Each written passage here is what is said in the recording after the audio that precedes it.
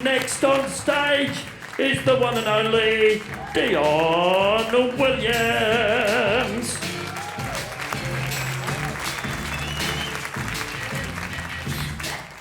How you lovely looking people going? So my name's Dion Williams. I'm a very proud Aboriginal man. I'm Wiradjuri on my father's side, Wakaman on my mother's side. And the thing I get when I tell people that all the time is, you know, really? You don't look it.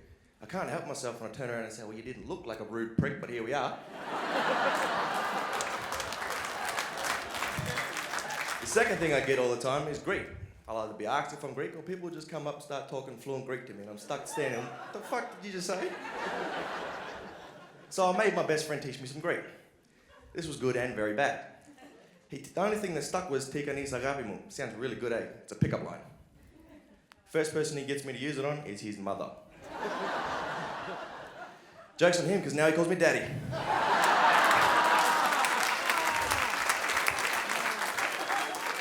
But in high school too, they just didn't believe me when I told them I was Aboriginal. But, you know, after 2 weeks of me being in and out of the principal's office probably 4 times in a row, they started thinking, yeah, he might be black. But I was that kid in high school that was always in trouble. You know that one kid you hear about and someone always says, oh, but he's a good kid. Nah, man, I was a little shit.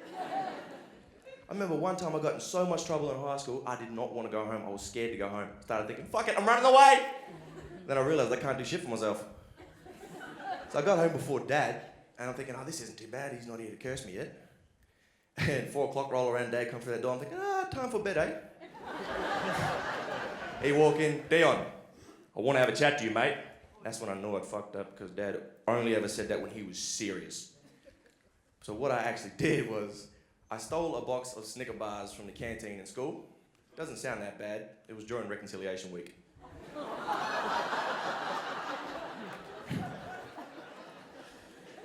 But I'd like to thank my family for, coming tonight. They're nervous about what I might say, for good reason.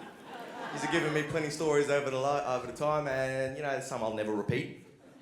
But I've got 2 sisters and 1 brother, and my little sister is the devil.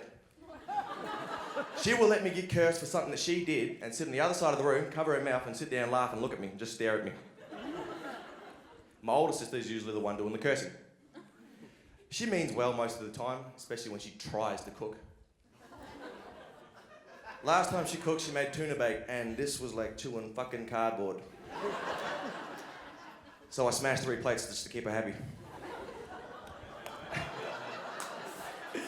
But my mum, in one sentence, she congratulated me and cursed me when I told her I got this. She said, congratulations, sons, I'm very proud of you. And in the same sentence, don't fucking use me for your material, use your grandmother. With that in mind, Mum, wherever you're sitting, I didn't realise in high school how much I used to piss her off. And we were arguing one day over the table, and the only reason I was arguing back was because the table was in between us, and I had 2 exits, the front door and the back door. She must have realised this because she took her shoe off and fucking pegged it at me. Lucky I'm quick because I ducked and it broke the window behind me. She's sitting there laughing like a psychopath, like I'm going to murder you, Dion. And my grandmother, love her to death. She is hilarious, especially to watch the football with. She swears like a sailor and she's a foghorn. You can hear her from the backyard and all you'll hear is, "Die, you bastard!" Or you'll hear, "Put him in a fucking net." And as soon as I swear, she reckon, she always threatened me with chili, still. 22 now. Or, I'll bust you up, grandson. Last time I reckon, you gotta catch me first, gang. Scared the shit out of me when she turned around and said, I don't gotta catch you, I'll wait till you go to sleep.